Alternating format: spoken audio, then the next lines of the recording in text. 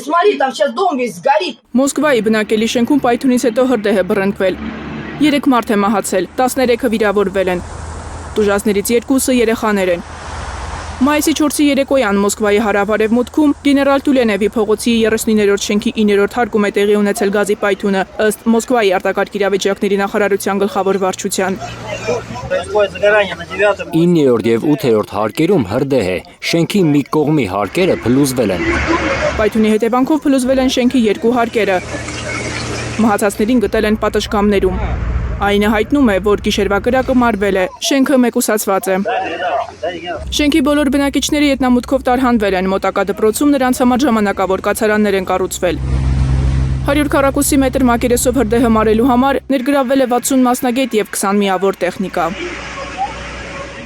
Միջադեպի փաստով Ռուսաստանի քննչական կոմիտեն քրեական գործ է հարուցել։ Հրդեհի պատճառներն ու հանգամանքները պարզելու գործը կվերահսկի շրջանի դատախազությունը։ Անցյալ տարվա հունվարին նույն շենքի մեկ այլ մուտքում նույնպես գազի պայթյուն է եղել։